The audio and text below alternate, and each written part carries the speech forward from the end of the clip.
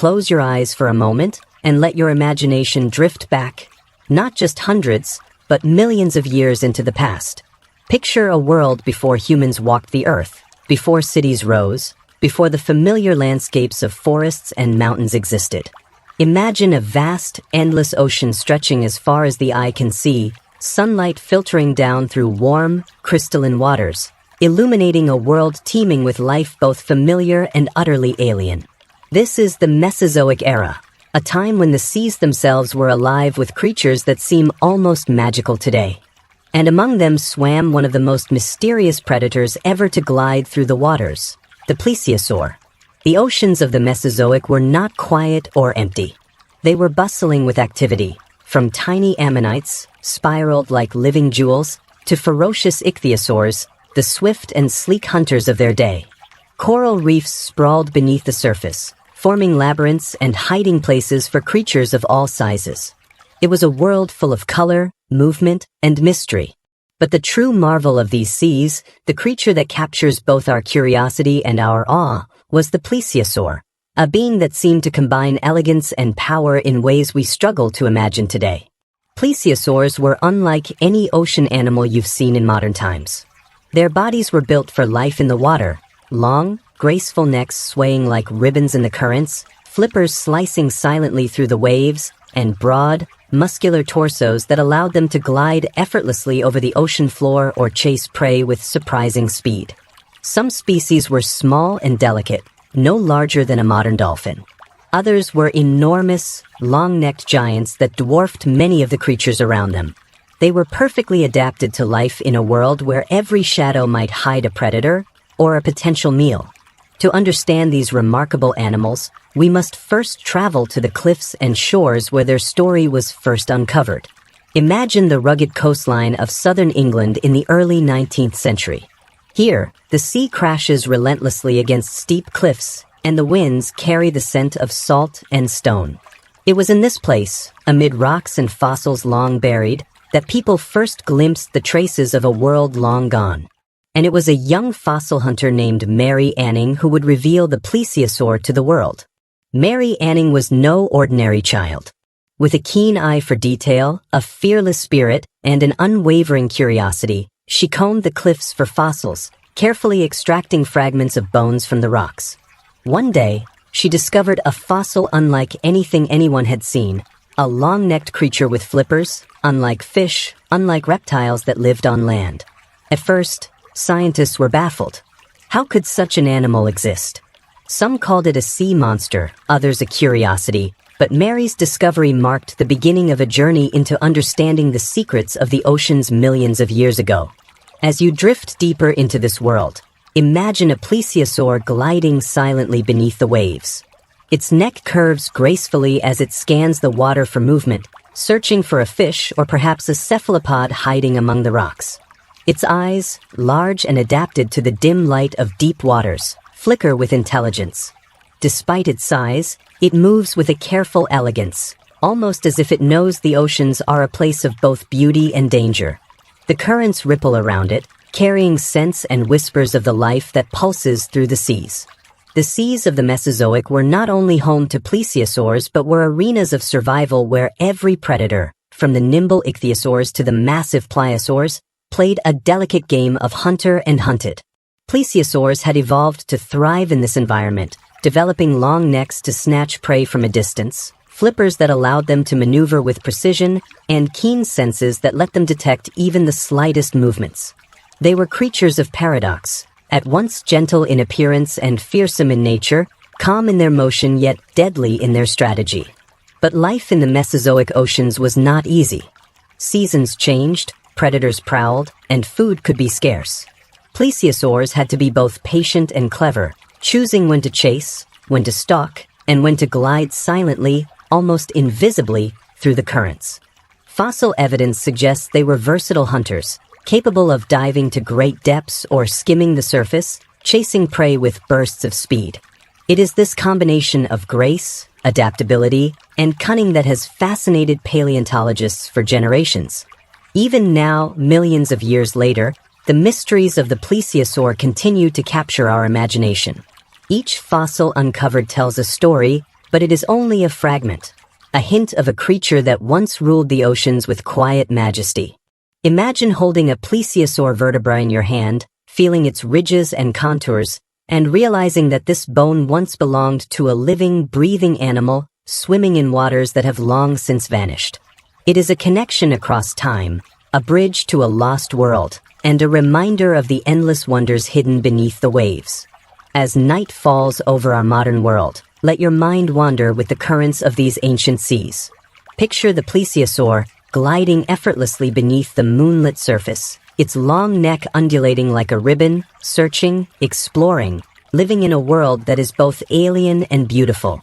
These creatures, once hidden from human eyes, now emerge in our imaginations, revealing secrets of oceans that have long been forgotten. And though we may never see a living plesiosaur, their story continues, whispered through fossils, through rocks, and through the endless fascination they inspire in all who dare to dream of the ancient past.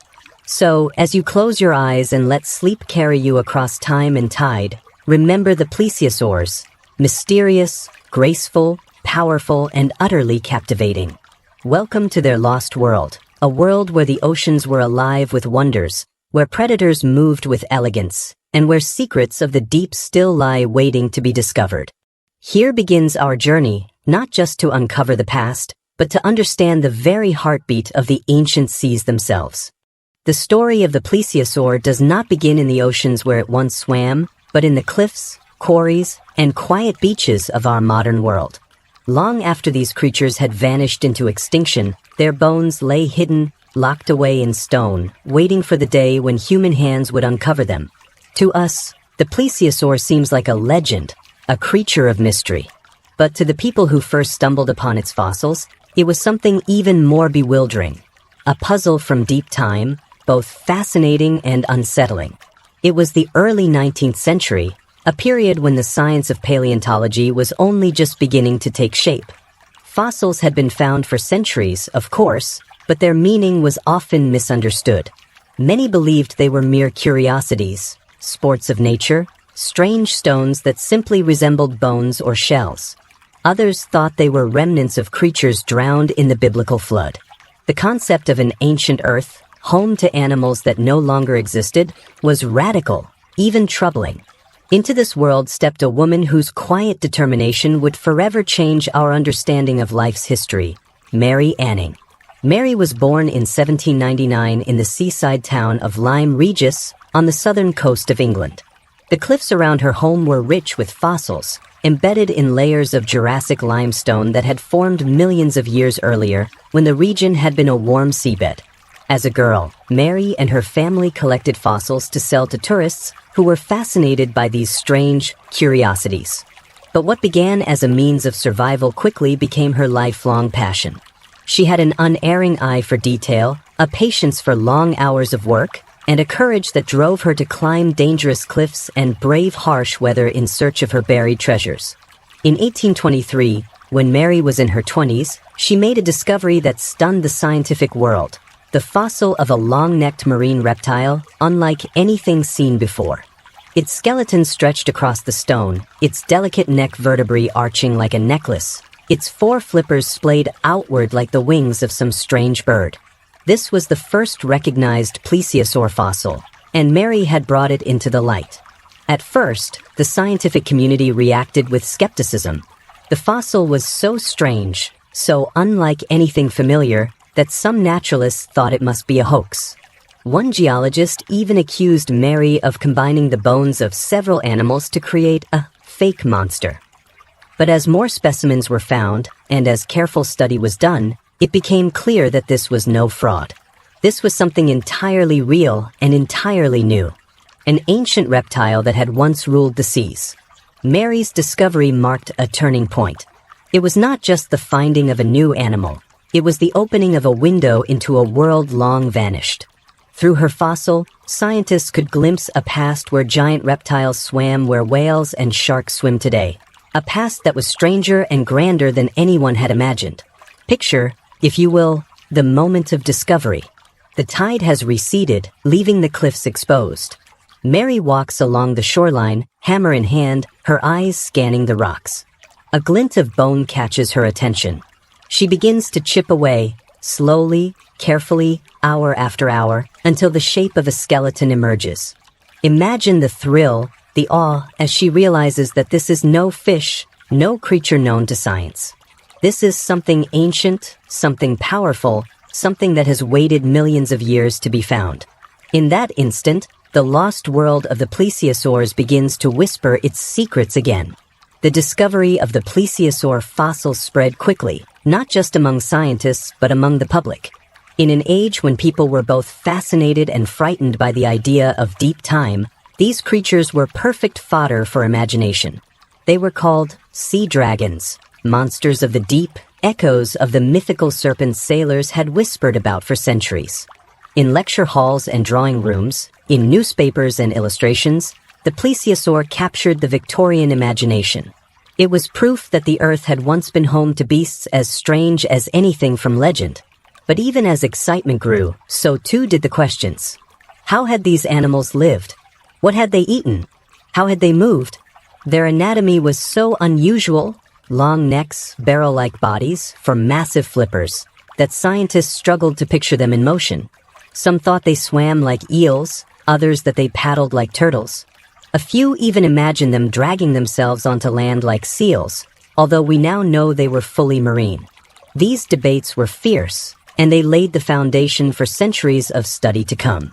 Mary Anning herself remained at the heart of this story, though she was often overlooked by the male-dominated scientific world of her time.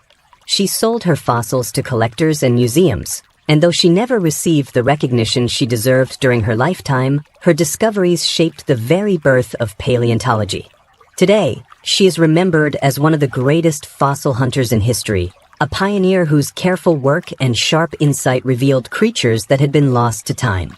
As we reflect on those first glimpses of the plesiosaur, it is easy to see why they caused such a stir. Here was an animal that seemed almost designed to challenge the imagination.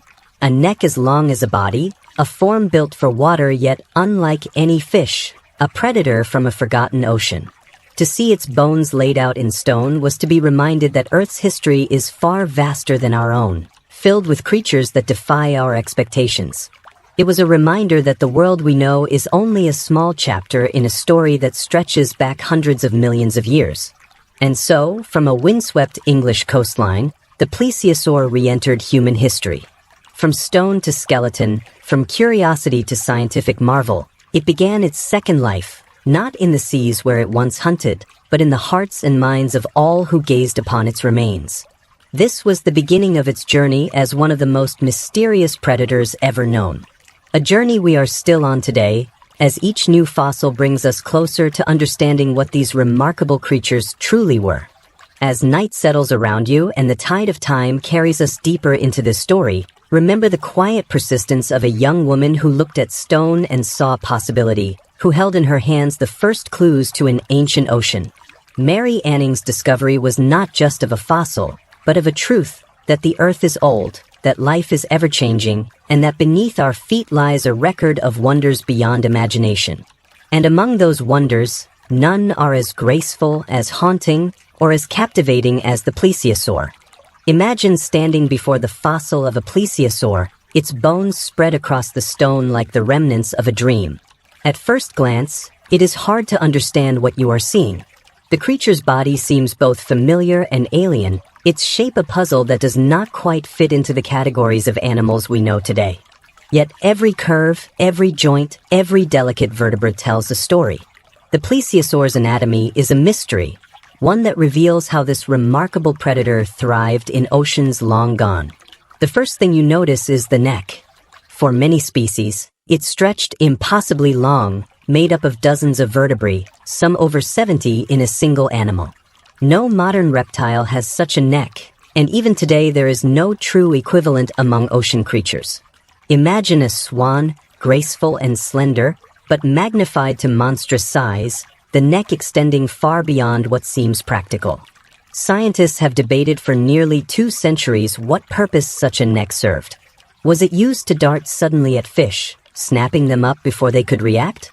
Did it allow the plesiosaur to sneak its head into schools of prey, striking without disturbing the water with its larger body? Or was it something else entirely, a tool for display, or even combat with rivals? The truth may lie somewhere in between, but the mystery of that long, elegant neck remains one of paleontology's most tantalizing puzzles.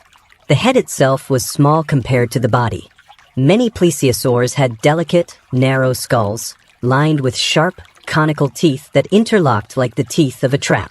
These were perfect for gripping slippery prey like fish and squid.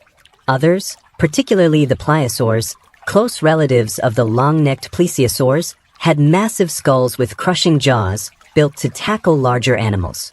In both cases, the teeth tell us these were predators through and through, designed for seizing, holding, and devouring the abundant life of the Mesozoic seas.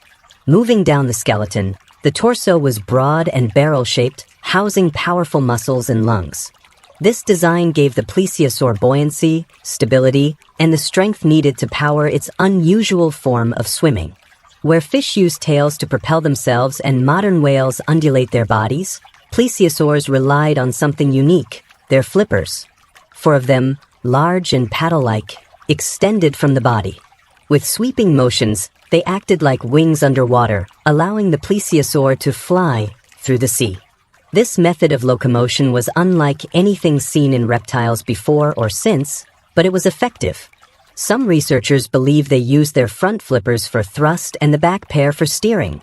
Others think all four worked together in a coordinated rhythm, giving them unmatched control and agility.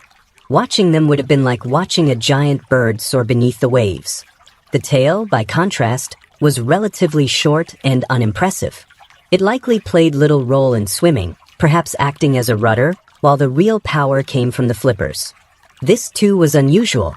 Most marine reptiles, like the ichthyosaurs and mosasaurs, had tails adapted for propulsion. The plesiosaur broke the rules, relying instead on its own evolutionary innovation, turning legs into wings of the sea. Inside, their anatomy held further secrets.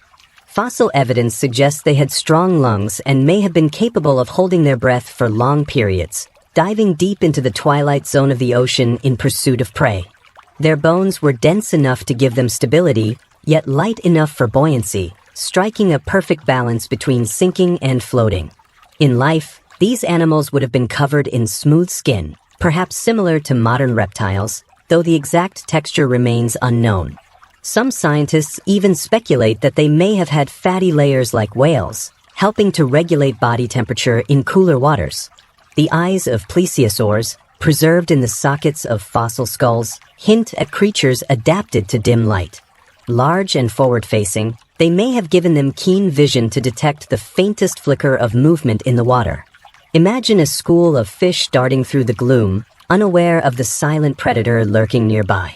With a swift flick of its neck and a sudden sweep of its flippers, the plesiosaur closes the gap, its teeth flashing as it captures its prey. The anatomy tells the story of a hunter finely tuned to its environment. Yet for all we know, many mysteries remain. How flexible were their long necks? Could they bend like a snake, coiling and striking, or were they stiffer, moving only in gentle arcs? Did different species use their necks in different ways, some ambushing prey from below, others sweeping through the water like living nets? These questions linger, and each new fossil discovery adds a piece to the puzzle, even as the full picture remains just out of reach. Size too varied widely. Some plesiosaurs were modest, only a few meters long, graceful but unthreatening. Others grew to enormous proportions, stretching over 15 meters from head to tail. To see such a creature alive would have been breathtaking.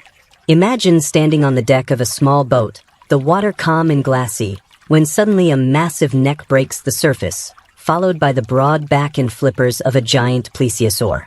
Its movements are slow and deliberate, yet every ripple suggests immense power beneath the calm.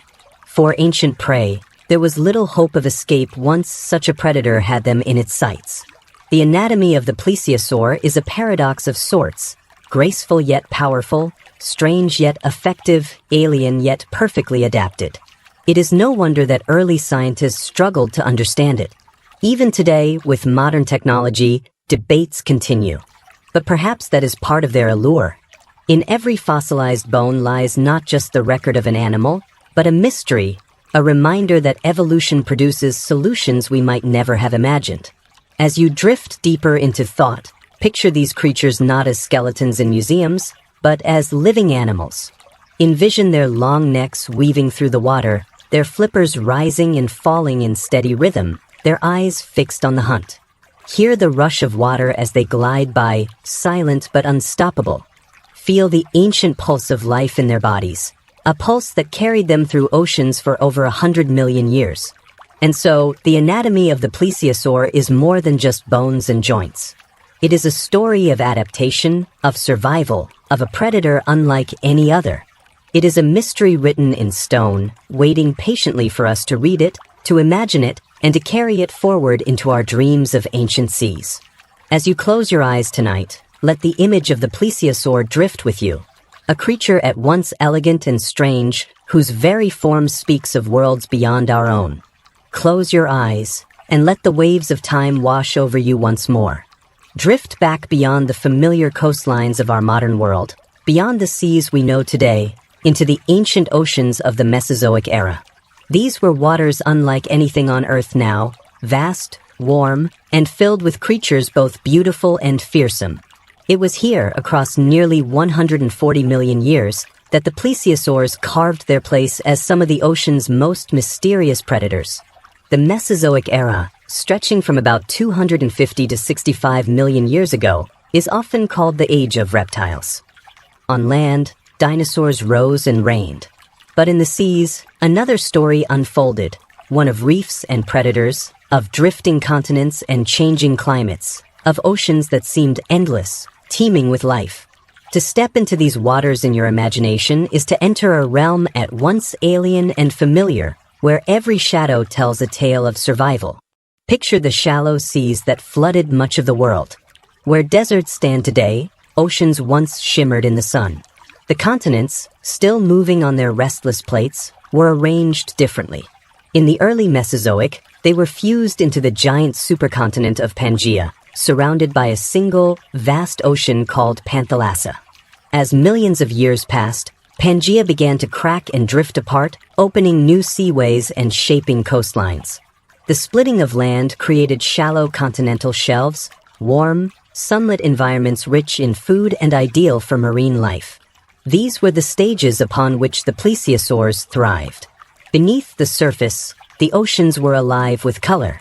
Coral reefs, far older than humanity, stretched for miles, their branching forms sheltering countless small creatures. Shoals of fish shimmered like silver clouds, moving as one in dazzling displays of survival. Among them drifted the ammonites, spiral-shelled relatives of today's squids, their tentacles exploring the water with delicate grace. Some were no larger than a coin, while others grew to the size of wagon wheels, their shells patterned in elegant ridges and curves. These ammonites were a favorite prey of plesiosaurs, and their fossils often rest together in the same ancient rocks. But the oceans were not only places of beauty, they were arenas of predators. Alongside the plesiosaurs swam the ichthyosaurs, swift, dolphin-like reptiles built for speed. They were among the earliest masters of the sea, chasing fish with lightning precision. Later, the oceans gave rise to pliosaurs, short-necked cousins of the plesiosaurs, with skulls so massive they rivaled even those of Tyrannosaurus rex. These giants were apex hunters, their jaws wide enough to engulf a human whole, their teeth built for crushing. In the late Mesozoic, the seas would also host mosasaurs, enormous lizard-like reptiles, some stretching more than 15 meters, dominating the waters in the final chapters before the dinosaurs' end. Against this backdrop of power and peril, plesiosaurs found their place. They were not the largest, nor always the fiercest, but they were among the most adaptable.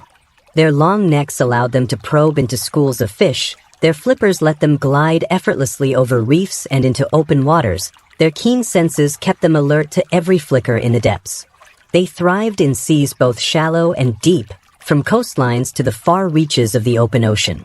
Their very form was a key to survival in this crowded, competitive world. Imagine swimming down into these oceans. Sunlight filters through the surface, dancing in ripples of gold and blue. Below you, A forest of coral sways with the currents, alive with darting fish.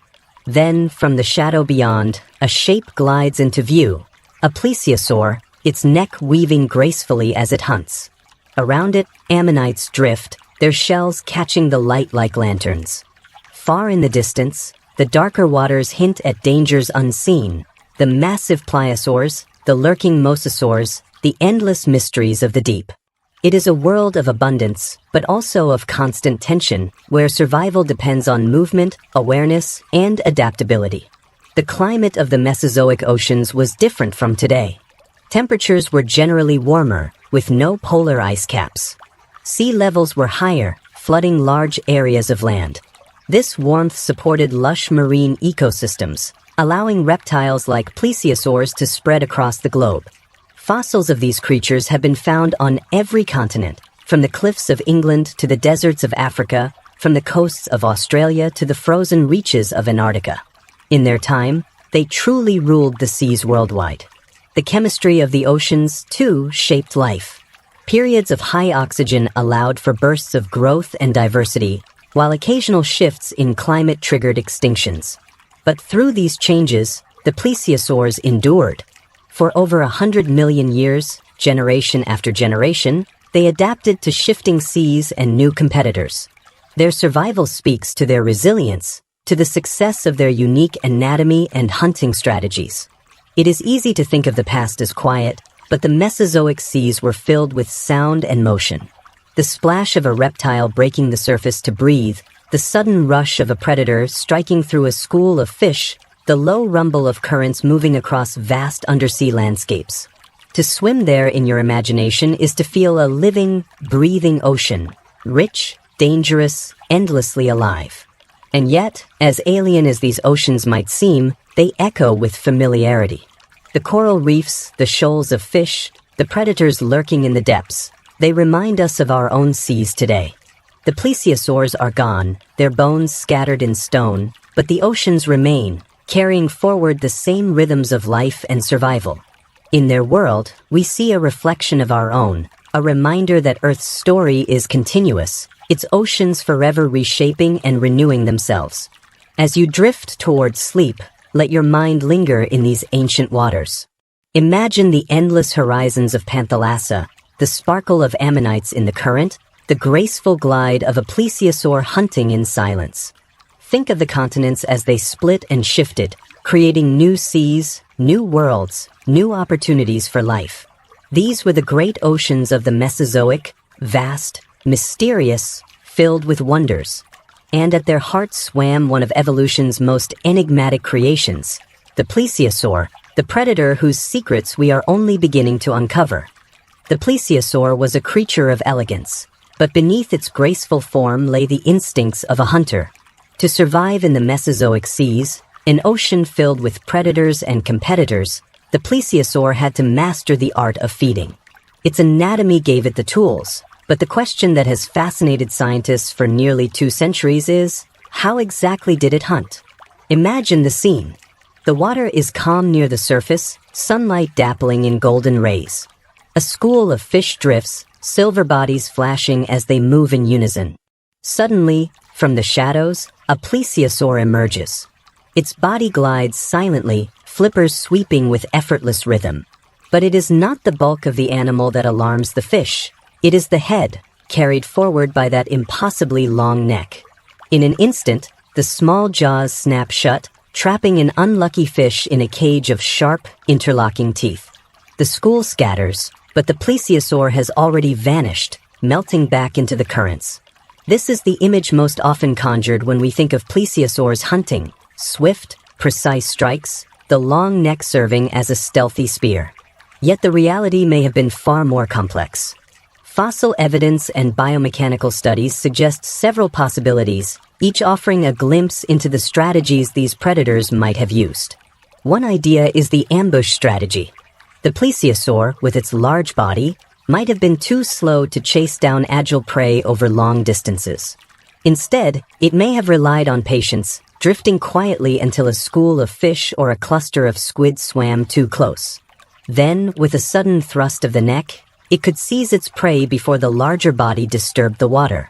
The long neck would have allowed it to strike while staying hidden, reducing the chance of alarming its quarry. Another theory suggests a more active pursuit. Some scientists believe plesiosaurs were capable of bursts of speed, using their powerful flippers to chase down prey in short, intense sprints. Their streamlined bodies and unique underwater flight style of swimming may have made them surprisingly agile. If this was true, they could have pursued fish across reefs and into open waters, weaving their long necks to snatch multiple targets in quick succession. A third possibility is sweeping and probing. The neck, flexible though perhaps not serpent-like, might have been used to weave through schools of fish, striking repeatedly in rapid motions. Picture a plesiosaur swimming calmly through a swarm of ammonites, its head darting left and right, plucking one after another like a farmer gathering fruit. This method would have been efficient, allowing them to harvest prey without expending too much energy. The teeth of plesiosaurs provide further clues. They were sharp but not serrated, conical like those of dolphins, designed for gripping rather than tearing. This suggests a diet of slippery creatures, fish, squid, and soft-bodied animals. Fossilized stomach contents confirm this, revealing remains of small marine life digested long ago. Unlike their pliosaur cousins, who crushed large prey with massive jaws, the long-necked plesiosaurs were specialists, fine-tuned for swift and delicate hunting. But hunting in the Mesozoic oceans was never without danger. Plesiosaurs themselves, though predators, could also become prey.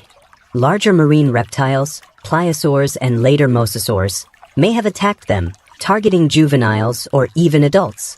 This meant that every hunt carried a risk. To feed successfully, plesiosaurs had to balance boldness with caution, always aware of the shadows lurking in deeper waters. Let us imagine a single hunt unfolding beneath the waves millions of years ago. A young plesiosaur glides above a reef, the coral glowing with life. Schools of fish scatter at its approach, but one small group lingers, distracted by the safety of the coral branches. Slowly, the plesiosaur lowers its body, its flippers stirring the water with the gentlest of strokes. Its neck bends downward, moving independently, slipping between the currents. For a moment, the prey does not notice. Then, a flash. The jaws snap shut, and the fish is gone. The plesiosaur swallows it whole, the movement almost invisible. Without pause, it turns, neck weaving again, striking a second time. The reef erupts in motion, the fish scattering into a glittering cloud, but the predator has already taken what it needs. Such moments, repeated countless times over millions of years, sustained the plesiosaurs. They were not monsters, but part of the natural balance, predators filling a vital role in ecosystems that thrived long before our world began. Each hunt, each meal, was a thread in the fabric of life that tied them to ammonites, ichthyosaurs, pliosaurs, and all the other creatures of the ancient sea. Still, many mysteries remain. How flexible were their necks, truly? Could they bend them side to side with ease, or were their movements restricted? Did different species adopt different strategies? Some ambushing, others pursuing, still others probing reefs with precision? These questions keep paleontologists debating, their answers hidden in the stones of ancient cliffs. Perhaps new fossils will one day reveal more, but for now, the plesiosaurs keep their secrets close. And so, the plesiosaur remains a hunter of mystery. Its body suggests one story, its fossils another, and our imagination fills the rest. What we know is this. It was a predator of grace and subtlety, one that used patience, speed, and clever design to survive in oceans full of rivals. Not the brutal dominance of the pliosaurs, not the raw ferocity of the mosasaurs, but something different. A predator of elegance, hunting with precision in a world of danger. As you drift into rest tonight, picture the plesiosaur not as a fossil, not as a skeleton in stone, but as a living animal in its ancient world. Picture its long neck weaving through the blue, its flippers sweeping in silence, its jaws snapping shut on prey unseen. Picture the endless ocean around it, alive with motion, filled with both beauty and peril.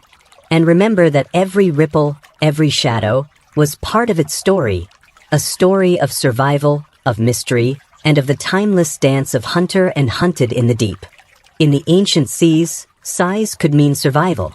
The Mesozoic oceans were home to creatures both delicate and immense, and within this spectrum, the plesiosaurs carved out their own remarkable place. They were not always the largest predators, nor the fiercest at first glance, but their range of sizes, from small, graceful swimmers to giants stretching longer than buses, gave them both strength and adaptability. To understand the plesiosaur fully, we must picture the scale of these animals, and what their bodies meant for life in the oceans of long ago.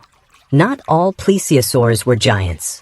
Some species measured only 2 to 3 meters from snout to tail, roughly the size of a modern dolphin.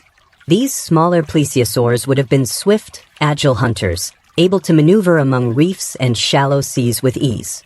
They may have hunted small fish or squid in tight spaces, darting quickly where larger predators could not follow. Their modest size made them vulnerable, too, likely forcing them to rely on speed, stealth, and perhaps even group behavior to avoid becoming prey themselves. At the other end of the scale were the true giants of the plesiosaur lineage. Some species, like Elasmosaurus, stretched to lengths of 13 to 15 meters, with necks so long they accounted for more than half of their bodies. Imagine such a creature gliding through the water, its head sweeping across wide arcs as it searched for prey. These leviathans were slower than their smaller cousins, perhaps, but their sheer size granted them advantages. Fewer predators dared to challenge them, and their reach allowed them to hunt prey across wide areas without moving their massive bodies far. Between these extremes lay a great variety of forms, from medium-sized hunters to barrel-bodied swimmers, each species adapted to its own niche. It is this diversity of size and shape that helped plesiosaurs persist for over 100 million years, adapting as seas changed, prey evolved, and competitors rose and fell. The oceans were not ruled by one plesiosaur alone, but by a whole family of them, each suited to the scale and rhythm of its environment. Strength was another of their defining qualities. Though their bodies seemed elegant, plesiosaurs were powerful swimmers. Their flippers, long, muscular, and rigid, acted like wings beneath the sea. Fossil evidence shows that the bones of the flippers were thick and strong, capable of withstanding enormous stresses. Imagine the power needed to push such a massive body through the water, not with a tail like most reptiles, but with the coordinated movement of 4 paddles. The plesiosaur achieved this with steady, rhythmic strokes, gliding in silence, but ready at any moment to unleash a burst of speed when prey was near or danger threatened. Their necks, though delicate-looking, were also feats of strength.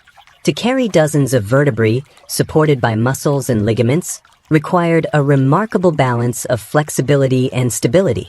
The long-necked plesiosaurs could not have had flimsy structures. They needed sturdy yet supple necks that allowed them to strike quickly without collapsing under their own weight in the water. Strength was not just in brute force, but in the careful engineering of evolution, shaping creatures that could endure in a world where survival was never guaranteed. What, then, did size and strength mean for the plesiosaurs in their daily lives? For the giants, their sheer presence likely deterred some attackers. A mosasaur or pliosaur might have thought twice before tangling with a fully grown, 15-meter-long plesiosaur. For the smaller species, strength meant agility, the ability to twist and turn, to dart into hiding places, to escape with a sudden surge of speed. Across all sizes, strength meant endurance. These creatures may have traveled great distances, crossing open seas in search of food, navigating currents, and changing waters with resilience born of muscle and motion. To put their size into perspective, imagine standing on a modern beach, looking out at the ocean. A small plesiosaur, no longer than a person, could swim close to shore, its head bobbing like a curious seal. A medium-sized one, perhaps 7 or 8 meters, would glide just offshore, its silhouette casting a shadow as wide as a small boat. And far beyond, in the open ocean, the true giants drifted like ships, their long necks reaching through schools of fish, their broad flippers beating a steady rhythm as they crossed the ancient seas. Each size brought with it a different role, a different balance in the web of life. Comparisons to modern animals help us grasp their scale. The largest plesiosaurs were longer than orcas, rivaling even some of the great whales of today. Yet unlike whales, they were reptiles, cold-blooded in ancestry, though perhaps warm-bodied in practice, depending on the temperatures of their environments. Their strength was not the strength of massive tails or immense lungs, but of a body finely tuned to glide, to strike, to endure. In this way, they remind us that strength is not always about brute power. Sometimes it lies in design, in efficiency, in the quiet mastery of movement. The size of plesiosaurs also shaped their role in the ecosystem. Small species may have been quick hunters of small prey, filling a role much like dolphins or seals do today. Larger species were apex predators of their own kind, dominating stretches of ocean where few rivals could challenge them. This range of roles helped the plesiosaurs spread across the globe, adapting to shallow seas, open waters, and everything in between. Their success was not just in their form, but in their ability to fill so many niches, to thrive at so many scales. And yet, size was never a guarantee of safety. Even the largest plesiosaurs may have faced attacks from pliosaurs, whose jaws were powerful enough to crush bone, or from mosasaurs in the late Cretaceous, who reigned as kings of the seas. In these struggles, strength mattered as much as size. A powerful stroke of the flippers, a sudden dive into deeper waters, a desperate twist of the neck. These were the tools of survival, the ways in which plesiosaurs defended themselves when the ocean's balance shifted against them. As you drift into thought tonight, picture the range of these ancient reptiles. See the small, agile plesiosaurs weaving through coral reefs, quick as shadows. See the giants of the seas, their long necks sweeping across the horizon, their flippers carrying them in slow, steady grace. See the power beneath the elegance, the strength hidden in every muscle, every bone, every motion. In the ancient oceans, size and strength were the language of survival, and the plesiosaurs spoke it well. They were not always the largest, nor always the most feared, but they endured for millions upon millions of years. And in that endurance, in that balance of size and strength, lies their true power. The power of survival, the power of adaptation, the power to leave behind bones in stone that still speak across the ages. Life in the Mesozoic oceans was a constant struggle, not only for the hunters and the hunted but also for the fragile beginnings of life itself. For every predator gliding through the water, there had once been a moment of birth, a first breath, a first swim in the vast blue. The plesiosaur, mysterious hunter of the deep, was no exception. To understand these creatures fully, we must look beyond their long necks and powerful flippers, and ask, how did they reproduce? How did they raise their young in seas filled with danger? For much of history, scientists were unsure. Reptiles on land, like crocodiles and lizards, lay eggs. But plesiosaurs, though reptiles, lived entirely in the ocean. Could such a creature crawl onto land like a sea turtle to lay its eggs? Or did it, like whales and dolphins, give birth directly into the water? For decades, this question lingered like a riddle without an answer. Then, in 2011, a remarkable fossil discovery brought clarity. Paleontologists uncovered the skeleton of a large plesiosaur that appeared to contain the remains of a developing young inside its body. The evidence was striking. Plesiosaurs, it seemed, gave live birth, not unlike the great whales of today. This single fossil rewrote our understanding of their lives, showing us that these marine reptiles carried their young within them, nurturing them until the moment of birth. Imagine such a scene. A female plesiosaur, heavy with life, swims in the shallows. Her movements are slower, her body burdened with the developing young inside. Around her, the ocean teems with life, unaware of the moment about to unfold.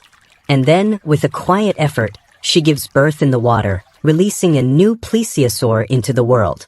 Small but strong, the infant instinctively kicks its tiny flippers, swimming for the first time in the gentle currents. Unlike fish, which release countless eggs, or sea turtles, which bury clutches of eggs in the sand, plesiosaurs appear to have taken a different path. The fossil suggests that they gave birth to a single, large offspring, rather than many small ones. This means that the bond between mother and young may have been especially significant. Instead of leaving dozens of hatchlings to fend for themselves, as turtles do, the plesiosaur may have invested its energy in nurturing and protecting just one. If this is true, then plesiosaurs may have been more like whales than reptiles in their parenting strategies. Some scientists even speculate that they lived in social groups, perhaps with mothers guiding their young, teaching them to hunt and keeping them safe from predators. Imagine a pod of plesiosaurs gliding through the ocean, the adults surrounding the juveniles in a protective circle, much like orcas do today. It is a vision that blurs the lines between reptile and mammal, between instinct and care, and adds a new depth of mystery to their story. Raising young in the Mesozoic seas was no simple task. Predators lurked everywhere. Plesiosaurs with jaws strong enough to crush bone, ichthyosaurs swift as torpedoes, and later mosasaurs with their devastating bites. A young plesiosaur, even if born large, would have been vulnerable. Perhaps the protection of a parent was the key to survival, buying the infant precious time to grow stronger and more skilled at swimming and hunting. Their growth must have been rapid. To survive, young plesiosaurs would need to master the basics of swimming quickly. Their flippers, though smaller, would already be capable of carrying them through the water in steady strokes. Their necks, though short compared to adults, would still give them reach. From their very first days, they would practice the skills of hunting, lunging for small fish, snapping at darting squid, testing their speed against the smaller creatures of the sea. Each successful strike would build strength and confidence, guiding them toward adulthood. But how long did the bond last between mother and child? Did the young plesiosaur swim beside its mother for weeks, months, or even years, learning the patterns of the ocean? Or was the connection brief, the infant left to fend for itself after only a short time? The fossil record is silent on this question, leaving us to wonder whether plesiosaurs knew something of family bonds, or whether instinct alone carried their young forward into the vast unknown. Reproduction also raises another question. How did plesiosaurs court and mate? Fossils rarely preserve behavior, and so this part of their story remains almost entirely hidden. But we can imagine. Perhaps males displayed with movements of their necks and flippers, circling females in graceful dances beneath the waves. Perhaps they called out with sounds we cannot hear, vibrations carried through the water. Whatever their rituals, they were enough to ensure the continuation of their lineage for over 100 million years, proof that whatever secrets they kept, they worked well indeed. The mystery of plesiosaur young also touches on their survival strategy as a species. By giving birth to a single large offspring, plesiosaurs invested heavily in each new life. This strategy suggests confidence in survival, a belief, written into their biology, that the young could endure if given the right start. In contrast, creatures like sea turtles scatter their chances among hundreds of eggs, knowing that most will be lost to predators. The plesiosaur's path was one of focus, not chance. Fewer young, but stronger, better protected, more likely to thrive. To picture this fully, let us imagine again. The ocean glows with late sunlight, the surface calm, the water below deep and endless. A mother plesiosaur swims with her young beside her. The infant mirrors her movements, tiny flippers beating in rhythm with her larger ones.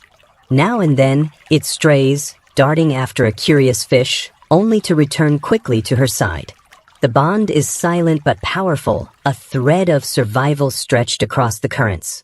For millions of years, scenes like this must have played out, generation after generation, until the great extinction finally silenced them.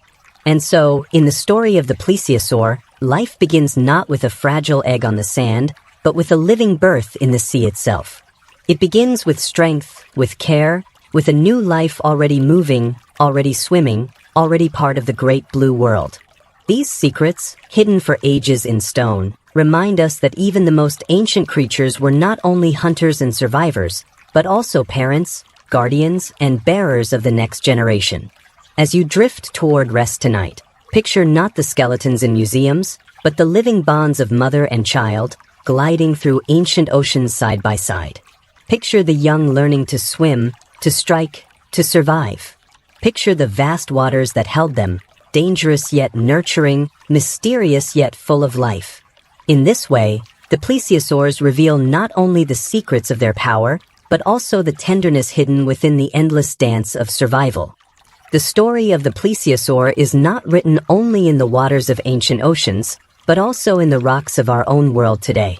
Buried for millions of years, Their bones waited, hidden in cliffs and quarries, until curious hands uncovered them. The tale of their discovery is as much about people as it is about fossils. A story of determination, wonder, and the thrill of unlocking secrets long sealed in stone. The first plesiosaur fossils were uncovered along the windswept coasts of southern England in the early 19th century. Here, in the crumbling cliffs of Lyme Regis, a young woman named Mary Anning searched tirelessly for treasures hidden in the rock. She was no stranger to the sea's power, having grown up hunting fossils along the shoreline to help support her family. What began as a way to earn a living became a lifelong pursuit of discovery. In 1823, Mary Anning uncovered a skeleton unlike any seen before. The creature's body was broad and flat, its flippers long and paddle-shaped, its neck stretching out in an improbable arc of vertebrae. To her eyes, it must have looked both wondrous and strange. A creature neither wholly fish nor wholly reptile, but something entirely new. The fossil she found would become one of the first nearly complete plesiosaur skeletons ever brought to light. When scientists examined Anning's find, they were astonished. At first, some doubted its authenticity, thinking the long neck might have been faked by combining bones from different animals. But further discoveries soon confirmed it. This was a real creature, a predator of ancient seas, and its form was stranger than anyone had imagined. The plesiosaur had stepped out of the shadows of deep time and into human knowledge. From that moment, the hunt was on. Fossils of plesiosaurs began to emerge from cliffs and quarries across Europe.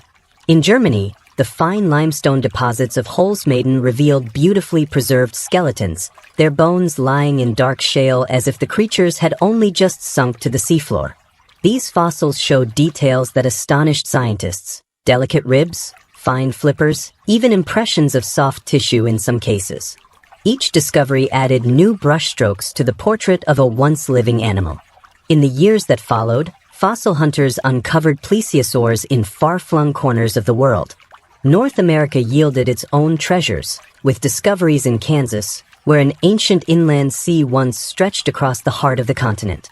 Australia, too, gave up the bones of these long-necked hunters, preserved in rocks that had once been seabeds.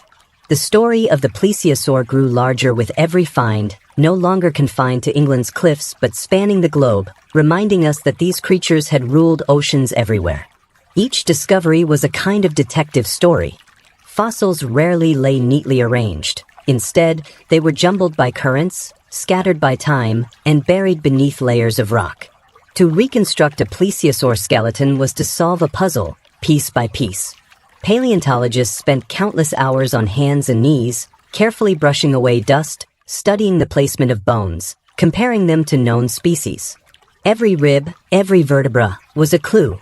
Slowly, skeletons came together, rising like ghosts from the earth. The excitement of these finds was not limited to scientists. To the public of the 19th century, plesiosaurs were nothing short of sea monsters. Newspapers carried illustrations of the strange reptiles, their long necks twisting above the waves, their jaws snapping at fish. In an age where exploration and discovery were constant, plesiosaurs fed the imagination, proof that the Earth held mysteries as vast and strange as any new continent. But the fossils were more than curiosities. They were keys to understanding the past. By studying their bones, scientists began to ask deeper questions. How did plesiosaurs swim? How did they live and die? Each fossil held fragments of answers. The wear on teeth revealed diets. The shape of flippers revealed movement. Even the stones preserved in their stomachs, called gastroliths, hinted at behavior, perhaps swallowed to aid digestion or to balance their buoyant bodies. The hunt for plesiosaur fossils continues even today. In Canada, paleontologists have uncovered skeletons along ancient seaway deposits. In Antarctica, researchers brave icy winds to recover bones from rocks more than 70 million years old. Each discovery adds another voice to the chorus of evidence, telling us more about a creature that no human ever saw alive. What makes these fossil hunts so captivating is not only the science, but the sense of connection they bring. To hold a plesiosaur bone is to touch something that swam in oceans before humanity even existed. To uncover a skeleton is to bridge millions of years in a single moment. Fossil hunters often describe a deep sense of awe, a recognition that they are not just unearthing bones, but stories, frozen in stone, waiting to be told. Let us pause to imagine such a discovery. The day is quiet on a rocky cliff by the sea. The tide pulls gently at the shore, and the air is filled with the cry of seabirds. A paleontologist kneels by the stone, chisel in hand, and with each careful tap, a new shape emerges. The curve of a rib, the length of a flipper, the delicate line of vertebrae. Hours pass, then days, then weeks, until slowly, a creature emerges from the rock, its form revealed after lying hidden for over 100 million years. In that moment, time collapses, and the ancient ocean breathes again through the bones. These fossil treasure hunts remind us that science is not only about facts and data, but about wonder. The plesiosaur is not alive today, yet through fossils it continues to speak. Each discovery is a conversation across time, a chance to learn, to imagine, to marvel at the creatures that once were. As you drift toward rest tonight, imagine yourself walking the cliffs of Lyme Regis with Mary Anning, the sea spray cool on your face, your eyes searching the rocks for glimmers of the past. Imagine uncovering a flipper bone, tracing its smooth curve with your fingers, and knowing that you are the first to see it in millions of years. Imagine the plesiosaurs themselves, gliding silently through their world, leaving behind only the bones that now tell their story. In the end, every fossil is a treasure, not of gold or jewels, but of knowledge, of connection, of time itself. And the plesiosaur, mysterious predator of the deep, has given us some of the greatest treasures of all. For as long as humans have gazed upon the sea, they have imagined what lies beneath its shifting surface. The ocean hides its depths, keeping secrets in its dark waters, and across the ages, those secrets have inspired stories of monsters, serpents, and strange creatures that dwell beyond the reach of human sight. It is no surprise, then, that the plesiosaur, with its long neck, wide body, and flippers, found its way into these tales, blurring the line between fossil evidence and folklore. Long before paleontologists named the plesiosaur, people were already speaking of sea serpents. Ancient mariners described vast creatures with snake-like necks and dragon-like heads, their bodies rising from the waves to terrify passing ships.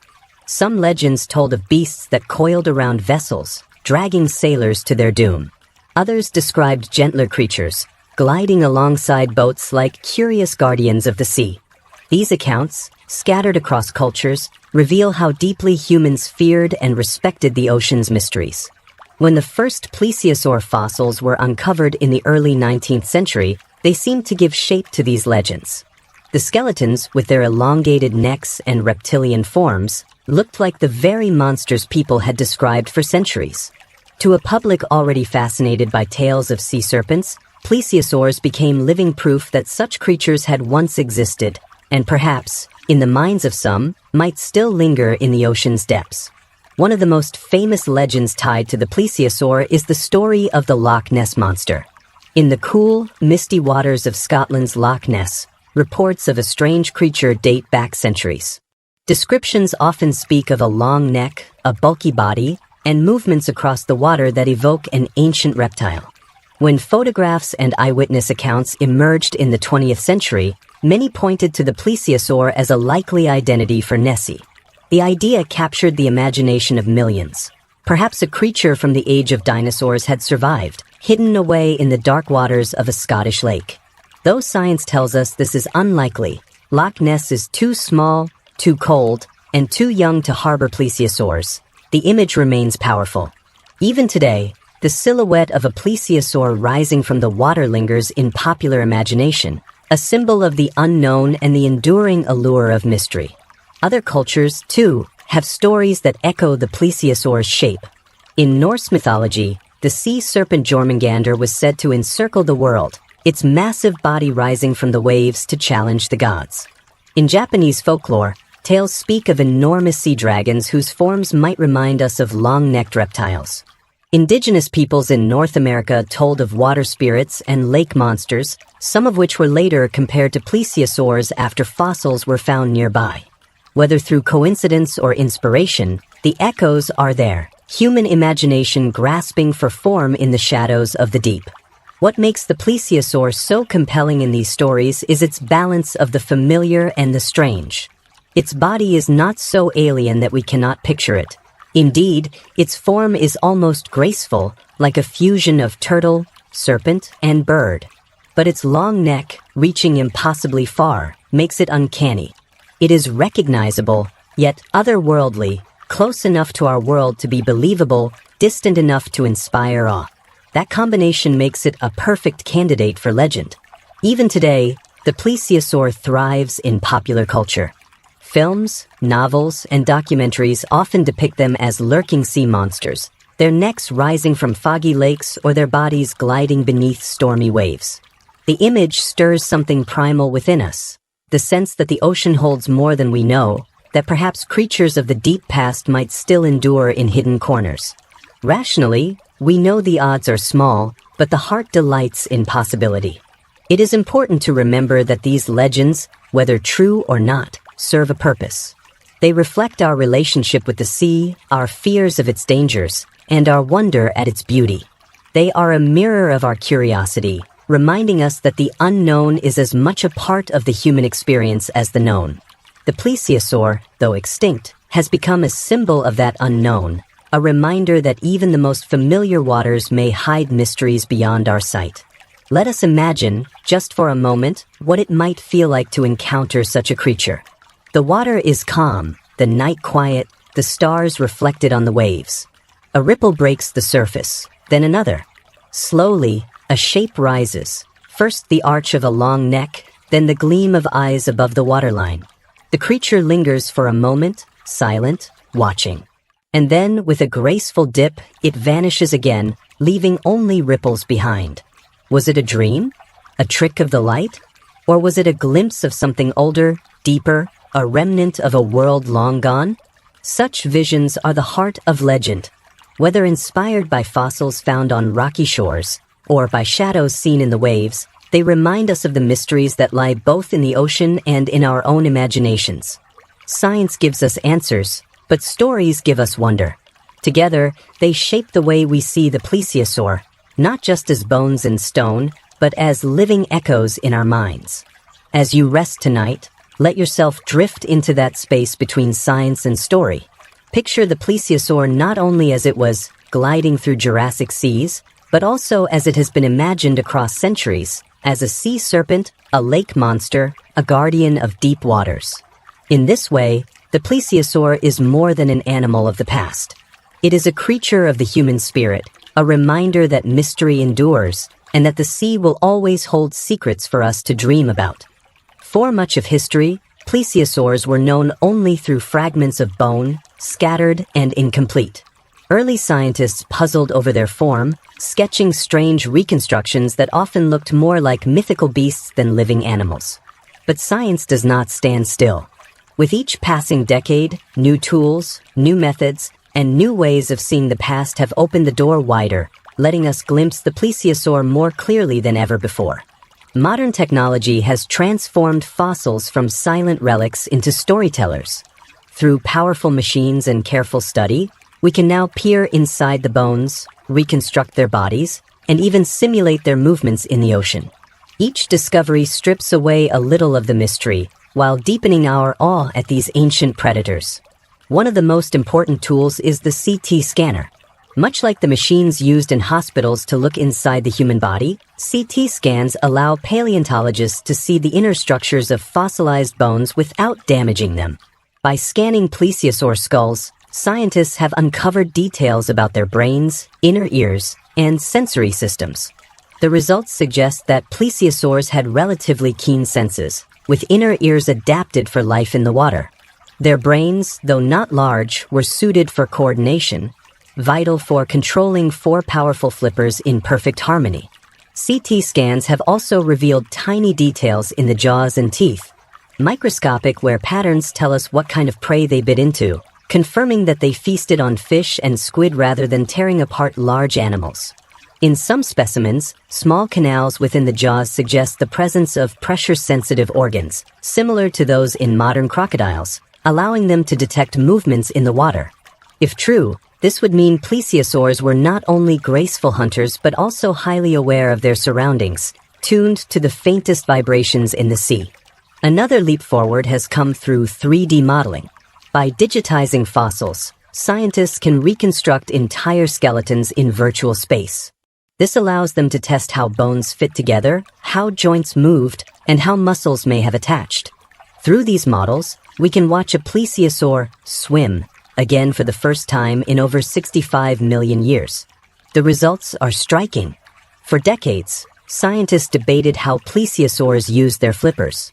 Did they row like turtles? Did they flap like penguins? Or did they combine both motions? Computer simulations now suggest that plesiosaurs performed something akin to underwater flight, using their front and back flippers in coordinated strokes, much like the wings of a bird or the fins of a sea turtle, but with a unique rhythm all their own. This style of swimming would have made them efficient, graceful movers, capable of gliding long distances with minimal effort, yet unleashing bursts of speed when needed.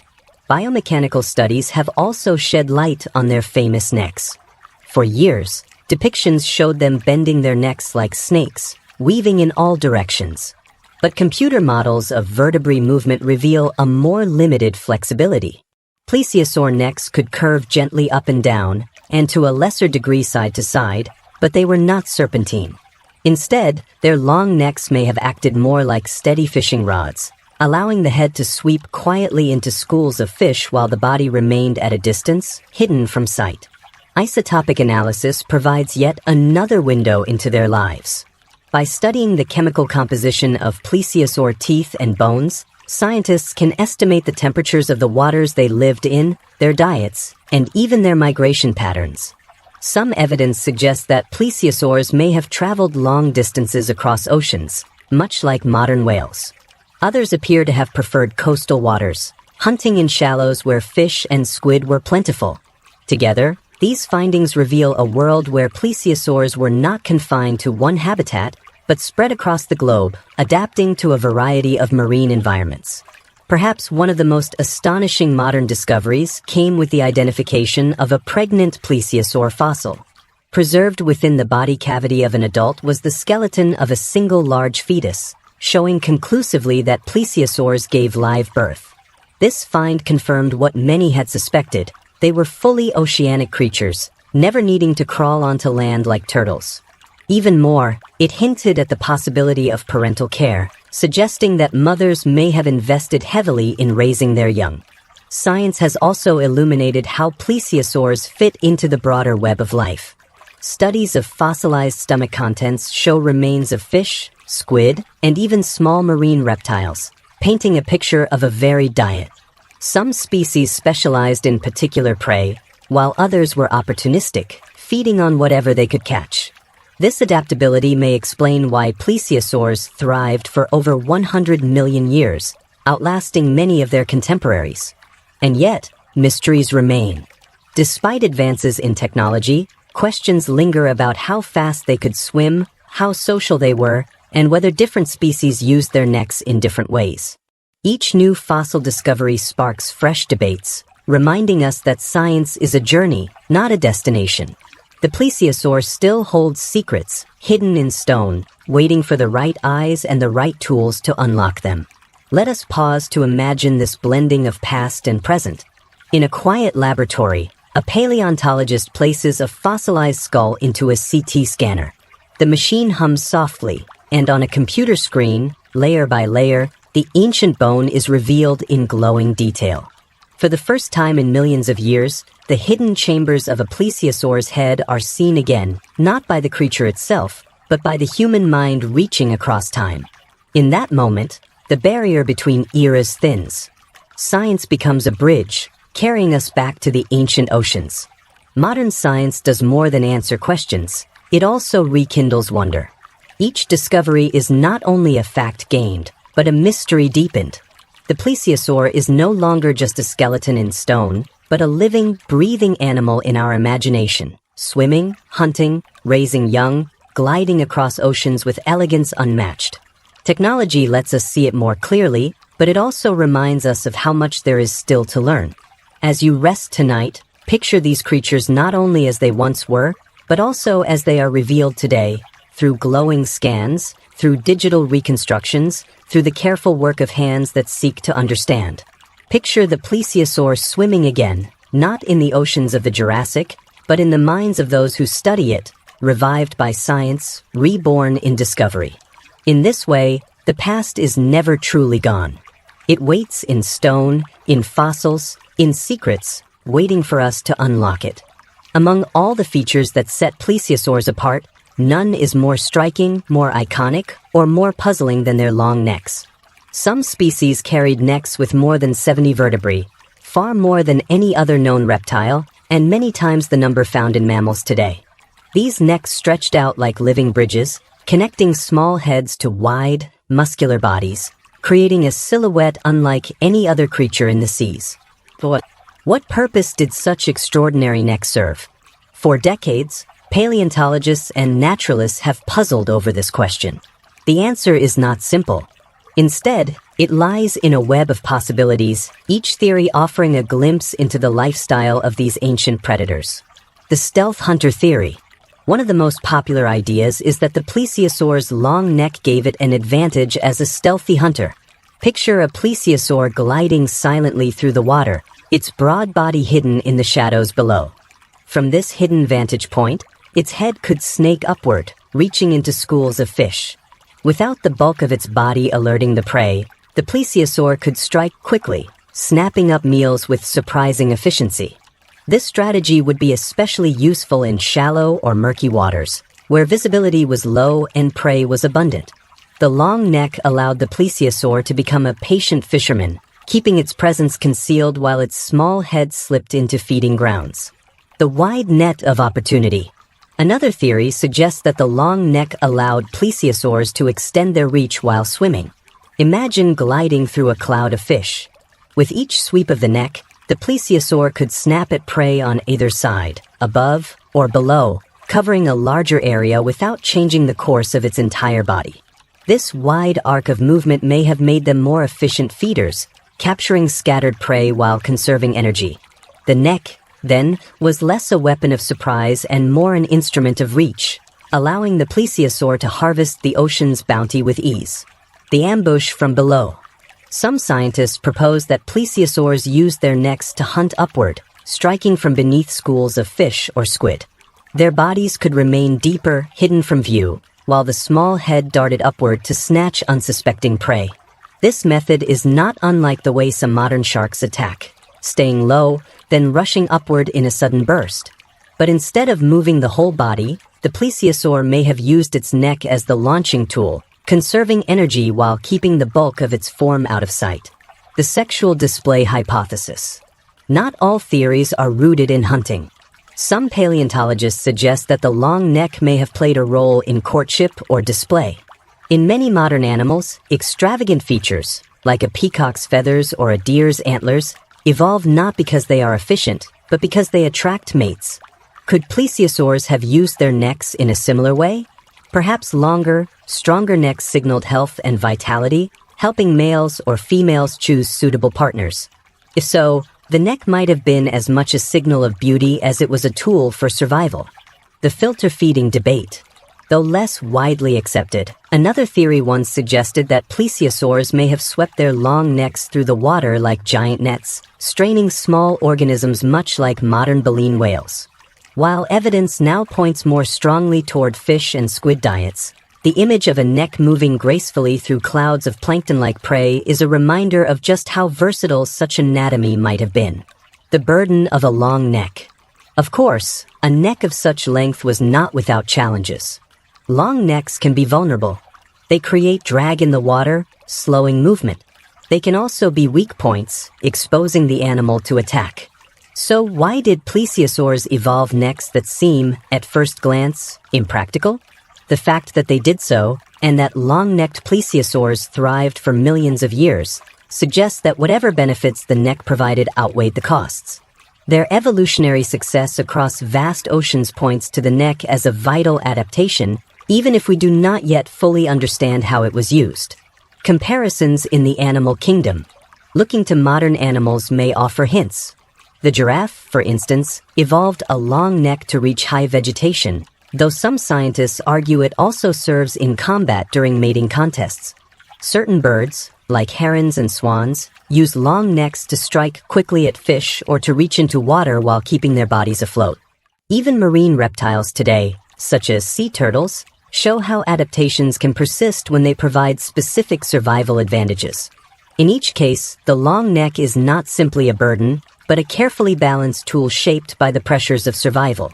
For plesiosaurs, the balance may have been even more delicate, requiring a combination of stealth, reach, and perhaps social behavior to justify such an extreme form. Unanswered questions. Despite decades of research, no single explanation has solved the mystery of the plesiosaur's neck. It is possible that the answer lies not in one theory, but in many. Different species may have used their necks in different ways. Some for stealth, others for reach, still others for courtship. Evolution often works in varied and surprising directions, shaping creatures to suit the niches they inhabit. And so, the neck remains a puzzle. Each fossil vertebra tells part of the story, but the whole truth drifts just beyond our grasp, like a shadow in deep water. A vision of the ancient seas. Let us imagine for a moment one of these long-necked hunters in its natural realm. The water is calm, a dim green world filled with drifting schools of fish. From below, the plesiosaur glides, its four flippers moving in silent rhythm. Its body remains steady, hidden in the gloom. But its neck stretches forward, weaving gently through the water like a living branch. Suddenly, with a flick of its head, it snaps up a fish. The school scatters, but the plesiosaur is already turning its gaze to another, sweeping its neck to the side, striking again. Graceful, patient, efficient. The neck is not a hindrance, but a lifeline, an adaptation tuned by millions of years. In that vision, we may find our answer. The long neck was not a curiosity, nor an accident of nature, but a finely crafted tool honed by survival. As you drift toward sleep, let your mind rest on this image. The plesiosaur's elegant form gliding through ancient seas, its neck stretching like a question across the water. It is a reminder that not all mysteries must be solved to be appreciated. Some, like the plesiosaur's neck, are best left partly in shadow, inviting us to wonder, to imagine, and to dream. Though plesiosaurs vanished from the seas millions of years ago, their legacy swims on in the waters of human imagination. From myths whispered along the coasts to blockbuster films, from novels to video games, the plesiosaur has captured the curiosity and awe of countless generations. Its long neck, graceful body, and mysterious nature make it a perfect symbol, a creature that embodies both the beauty and danger of the unknown. The earliest cultural fascination with plesiosaurs was closely linked to sea serpent legends. Fossil discoveries, such as Mary Anning's finds in the 19th century, suggested that these strange, long-necked reptiles once swam in the oceans. To the public, they became living proof that the myths of sea monsters might have roots in reality.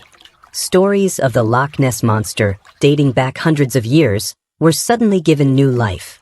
Could these tales of serpentine creatures gliding through lakes and seas be echoes of an age when plesiosaurs ruled the waters? The question captured imaginations around the world. In literature, plesiosaurs have often appeared as mysterious or terrifying beings. Early natural history books describe them as monsters of the deep, but later, writers and storytellers embraced their elegance as well as their fearsome reputation. Children's books, adventure novels, and scientific fiction frequently portrayed them as the living relics of a lost world, connecting modern humans with the Jurassic seas. These stories allowed readers to explore the imagination while learning about ancient life, blending fact with wonder. Film has amplified this fascination. From silent-era adaptations of monster tales to modern blockbusters, plesiosaurs often appear as the iconic long-necked sea monster. Their design, with serpentine necks and broad flippers, makes them instantly recognizable on screen. Films sometimes exaggerate their size or abilities, imagining them leaping from lakes or chasing boats. But even these exaggerations convey a truth about the awe they inspire. The plesiosaur is more than a fossil. It is a symbol of mystery, of creatures that challenge the limits of our understanding. Television documentaries have also played a major role in shaping public perception. Programs about prehistoric life often include detailed animations of plesiosaurs swimming through ancient oceans, hunting fish, and avoiding predators. These depictions, grounded in scientific research, combine beauty and realism, allowing viewers to imagine the creature in motion. From the flapping of its fore-flippers to the sweep of its long neck, these animations bring the plesiosaur back to life, connecting us emotionally to a creature we will never see alive. Even in video games, the plesiosaur appears as a creature both familiar and fantastical. Players encounter them in underwater levels or as part of prehistoric worlds, learning to appreciate their grace, power, and occasionally their danger. These representations introduce the plesiosaur to younger audiences, sparking curiosity and inspiring interest in paleontology. Art and illustration have also celebrated the plesiosaur. Paleontologists and artists work together to reconstruct their appearance, imagining skin texture, color, and movement. These illustrations capture not only anatomical accuracy but also the creature's place in the ecosystem, swimming alongside ichthyosaurs, hunting schools of fish, or gliding past coral reefs. In galleries, books, and online platforms, these images allow the plesiosaur to live in the mind as well as in the fossil record. Cultural fascination with plesiosaurs is also closely tied to the idea of mystery and the unknown. Unlike dinosaurs on land, which can be imagined stomping through forests or plains, plesiosaurs inhabit an environment humans rarely see, the ocean. This unfamiliar realm makes them inherently more mysterious. Even in depictions that aim for realism, there is an air of the uncanny, long necks weaving silently through deep water, heads appearing from the shadows, bodies gliding with effortless grace. The ocean amplifies their mystique, reinforcing their status as symbols of secrets just beyond human reach. The Loch Ness Monster remains the most enduring example of the plesiosaur in popular culture. Photographs, videos, and countless eyewitness accounts have kept the legend alive, despite skepticism and scientific explanations. Even if Nessie is never proven to be a plesiosaur, the legend connects modern curiosity to ancient history. Each sighting, real or imagined, invites us to wonder, could creatures from the Mesozoic persist in hidden corners of the world? The plesiosaur, long extinct, thus continues to bridge the gap between science and myth. In museums, plesiosaur skeletons serve as both educational tools and sources of wonder. Visitors gaze at mounted specimens, imagining them moving through ancient seas. Exhibits often include life-size models or reconstructions in dynamic poses, emphasizing their elegance and power. For children and adults alike, these displays turn bones in stone into stories of life, survival, and mystery. The plesiosaur's presence in pop culture is not just about fear or fascination, it also inspires curiosity and learning. By seeing these creatures in books, films, and exhibitions, people are encouraged to explore paleontology, oceanography, and evolutionary biology. They ask questions about the past. How did these animals swim? How did they raise their young? Pop culture becomes a bridge to science, inspiring future generations to uncover new fossil treasures and deepen our understanding of ancient life. Even in modern language and metaphor, the plesiosaur appears. Writers may describe something as plesiosaur-like to suggest length, grace, or otherworldly elegance. Its shape has entered the collective imagination, a shorthand for mystery, history, and the unknown. In this way, the plesiosaur lives on not just in films and books, but in thought itself.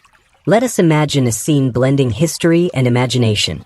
A child walks through a museum, pausing before a mounted plesiosaur skeleton. In the imagination of the child, the creature swims past reefs and schools of fish, its long neck weaving silently through the water. Outside, in the news or a storybook, Nessie glides through Loch Ness, a shadow of the creature's ancient form. And in a quiet corner of the mind, the plesiosaur lives again. A predator of the deep, a symbol of mystery, a bridge between science and story. By exploring the plesiosaur in pop culture, we see how humans interact with the past.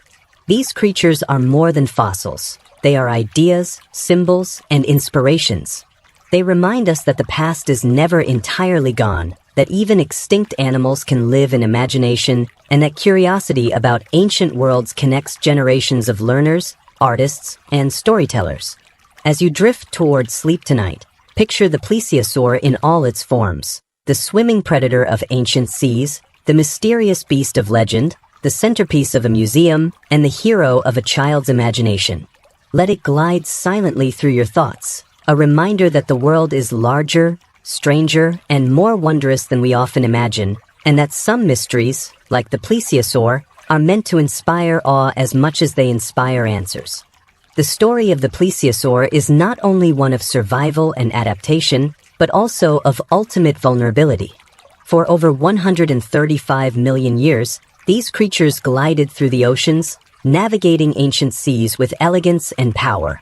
Yet, like all things in nature, their reign was finite. To understand their disappearance, we must step into a world of changing climates, shifting oceans, and cataclysmic events. Plesiosaurs thrived during the Mesozoic era, from the late Triassic through the Jurassic and into the Cretaceous.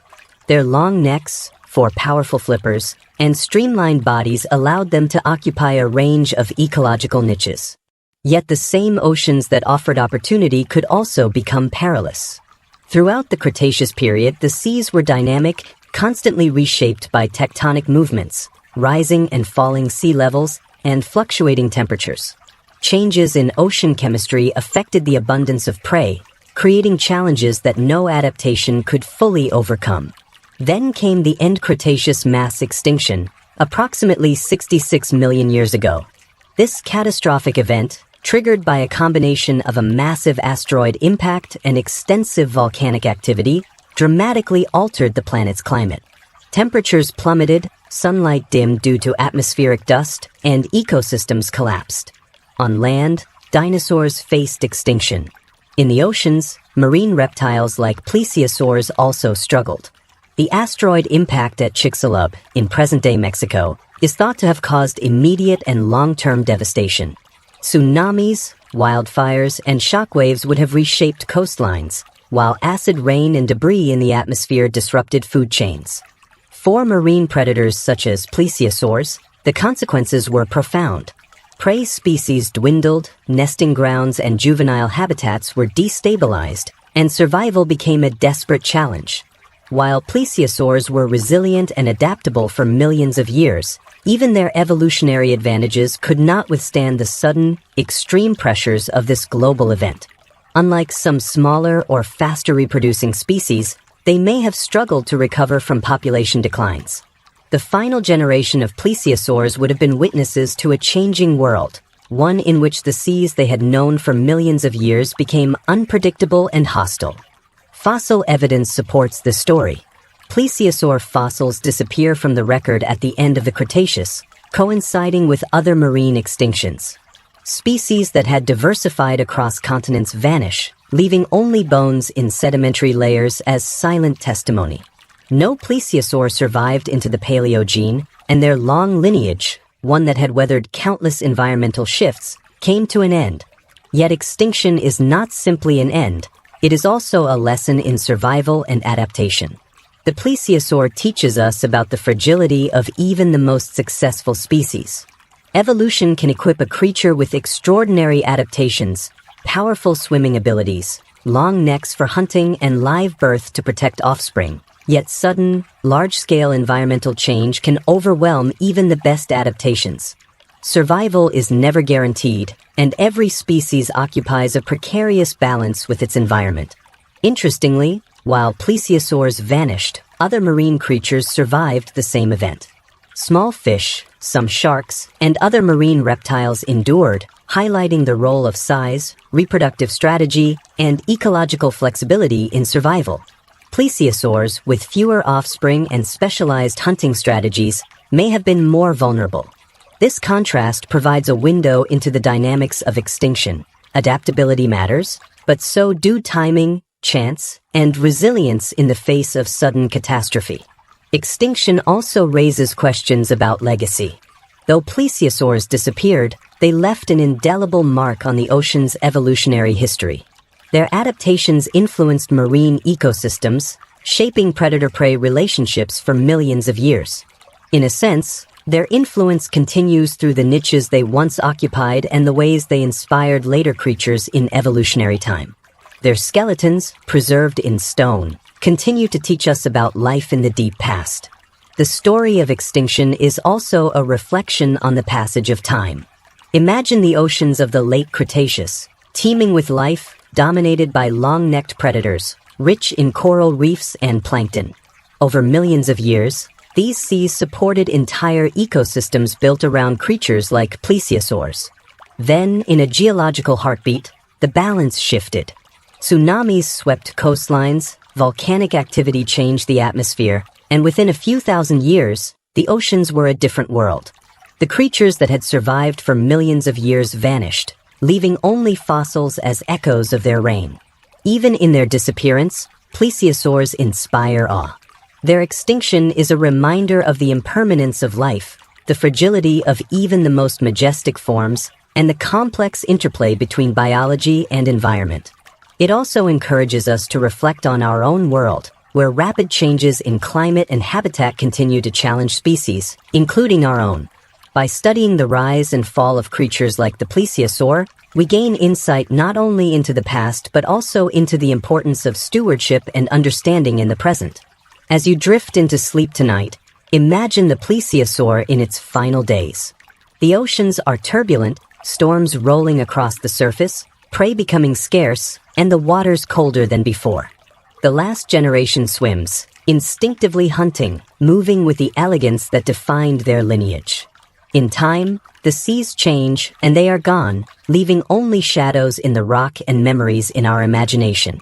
Yet through these fossils, these stories, and these dreams, the plesiosaurs endure. Their extinction is a quiet echo, a reminder that life is fragile yet persistent in memory, that every creature, no matter how magnificent, has a story, and that the lessons of the past are never truly lost. To understand the plesiosaur fully, we must not only study its bones or legends but also its role within the vibrant, teeming world of the ancient seas. The oceans of the Mesozoic were vast, complex, and dynamic, far from the empty blue void one might imagine. They were alive with fish, cephalopods, other marine reptiles, and even early sharks, all engaged in an intricate web of life, each species influencing the others in a delicate balance of predator and prey. Plesiosaurs were apex predators, though not solitary rulers. Their size, swimming ability, and hunting adaptations allowed them to dominate large swaths of ocean territory, but they shared the seas with formidable companions. The pliosaurs, for example, were close relatives, often much larger and more robust, with jaws powerful enough to crush bone. While pliosaurs may have focused on larger prey, plesiosaurs with their long necks specialized in speed, stealth, and precision strikes, hunting smaller, faster prey like fish and squid. Prey was abundant but never guaranteed. Schools of fish darted through the water in shifting formations, cephalopods pulsed through the currents, and small marine reptiles navigated the same spaces. Plesiosaurs likely used a combination of patience and agility, gliding quietly until the perfect strike presented itself.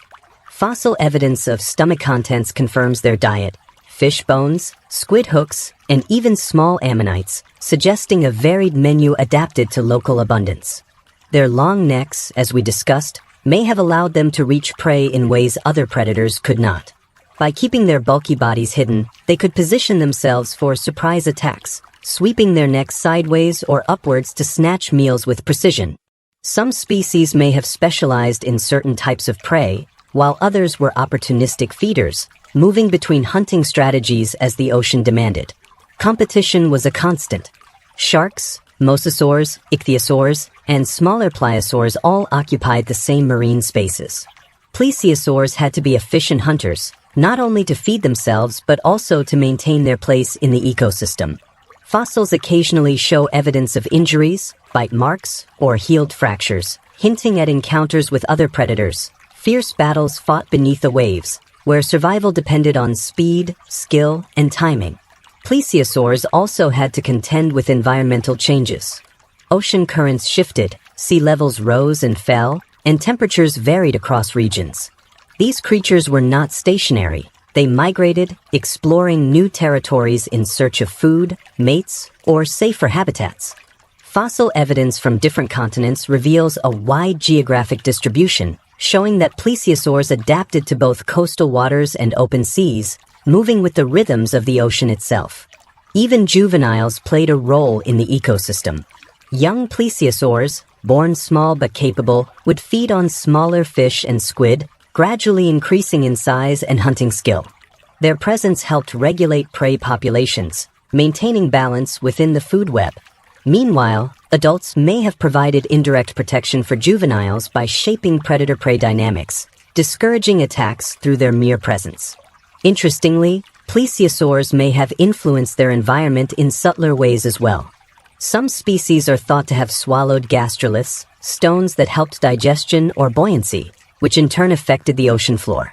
By moving these stones, stirring sediment, and hunting in coordinated patterns, plesiosaurs contributed to the physical and ecological shaping of their habitats. Even creatures at the top of the food chain can have ripple effects across an ecosystem, and plesiosaurs were no exception. The oceans of the Mesozoic were also home to rich microbial life, plankton blooms, and coral reefs, all supporting the smaller creatures that formed the base of the food chain. Plesiosaurs, as large predators, were a critical link between this microscopic abundance and the larger marine fauna. Their hunting patterns helped regulate populations, ensuring that no single species dominated unchecked, maintaining a balance that allowed diverse life to flourish. We can imagine the scene vividly. A plesiosaur glides silently through a sun-dappled reef, its neck weaving among coral outcrops while small fish scatter before it. A young plesiosaur follows nearby, learning to hunt, mimicking the adult's movements. In the distance, a pliosaur patrols deeper waters, a reminder that danger lurks even at the top.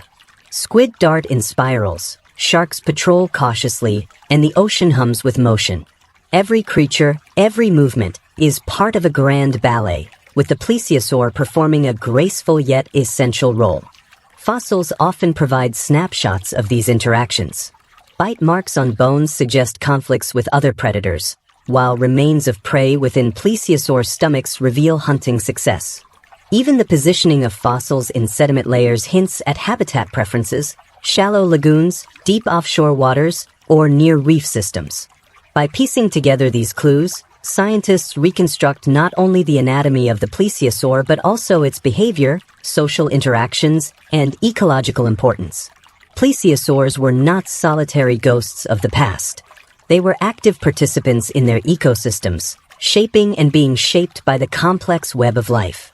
Their presence influenced prey distribution, predator strategies, and even the physical environment.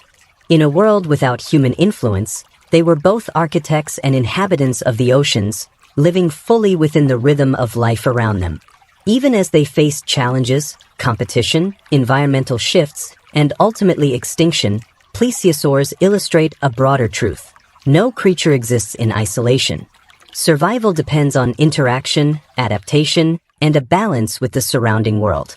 They remind us that ecosystems are intricate, dynamic, and interconnected, with every species, no matter how large or small, contributing to the health of the whole. As you drift toward sleep tonight, picture the plesiosaur in its full context. See it swimming alongside schools of fish, weaving past reefs, avoiding predators, teaching its young to hunt.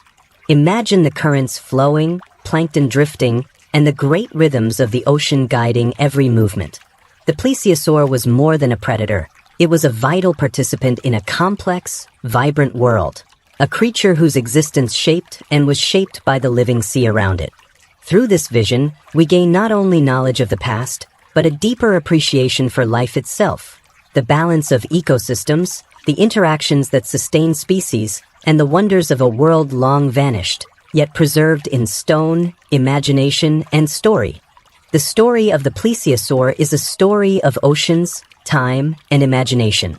From its first emergence in the deep seas of the Triassic to its disappearance at the close of the Cretaceous, this remarkable creature reminds us of both the fragility and resilience of life. Through fossils, legends, and modern science, we have pieced together its life, a life that, while long gone, still speaks to us across millions of years. Plesiosaurs teach us first about adaptation. With their long necks, for flippers, and streamlined bodies, they navigated oceans with grace and skill. They hunted with patience and precision, moved efficiently through vast waters, and even gave live birth to their young. Each feature was honed by evolution, a testament to the power of natural selection to shape life in response to environmental demands. They were specialists, yet flexible, able to survive for over 135 million years, an achievement few creatures can match. But they also remind us of vulnerability. Despite their adaptations, plesiosaurs could not survive the cataclysmic changes of the end Cretaceous extinction. A sudden asteroid impact, climate upheaval, and the collapse of ecosystems wiped out species that had once dominated the oceans. Their extinction shows that survival is never guaranteed, that even the most successful species can vanish when circumstances change too rapidly or too drastically. This lesson resonates far beyond the ancient seas. It speaks to the delicate balance of life on Earth, past, present, and future. Plesiosaurs also illustrate the interconnectedness of ecosystems. They were apex predators, but their lives depended on prey, on currents, on habitat, and on the health of the oceans themselves. They moved through a network of relationships, influencing the abundance and behavior of other species, while being influenced in turn. Their story reminds us that life is rarely solitary. It exists in webs of interaction, a balance that sustains entire ecosystems. Beyond biology, plesiosaurs teach us about human curiosity and imagination. Fossil hunters like Mary Anning dedicated their lives to uncovering these creatures, often against great personal and societal challenges. The bones they found inspired myths of sea serpents, tales of monsters in lakes and oceans, and modern legends like the Loch Ness Monster. Through books, films, and media, the plesiosaur continues to stir the imagination, connecting science with wonder and fact with story. It shows us that curiosity is timeless, that the thrill of discovery is as powerful now as it was 2 centuries ago, and that the unknown will always call to the human spirit. Science itself has been transformed by the study of plesiosaurs. Modern techniques, CT scans, 3D modeling, biomechanical simulations, and isotopic analysis allow us to peek inside these creatures' lives in ways once unimaginable. Each vertebra, each flipper, each tooth tells a story. The more we learn, the more we realize how much remains unknown.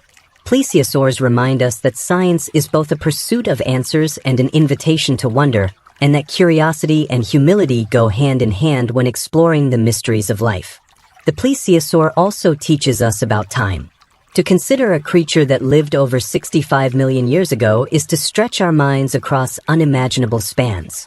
It encourages perspective, the recognition that our human lives are but a fleeting moment, a single blink compared to the slow unfolding of Earth's history. Yet in that fleeting moment, we can reach back, learn, imagine, and connect with life that no longer exists. Fossils are more than bones. They are time capsules, bridges to worlds beyond our own experience. There is also a lesson in resilience and legacy. Though plesiosaurs are extinct, their influence endures. In science, in art, in culture, and in imagination, they live on. They inspire generations of paleontologists, storytellers, and dreamers. They teach us that even when life ends, its impact may continue in ways that shape understanding, imagination, and wonder. Extinction is not merely a loss. It is a reminder of the preciousness of life and a prompt to cherish and protect what remains. Perhaps most importantly, plesiosaurs teach us about mystery and humility. For centuries, humans have speculated about them, theorized about their habits, and imagined them in motion. Despite all our tools and techniques, some questions remain unanswered. How exactly did they hunt in deep waters? How social were they? What subtle behaviors might we never know? These unanswered questions are not failures. They are invitations. They remind us that the world, past and present, is full of wonders still waiting to be discovered, and that curiosity itself is one of the greatest tools we possess.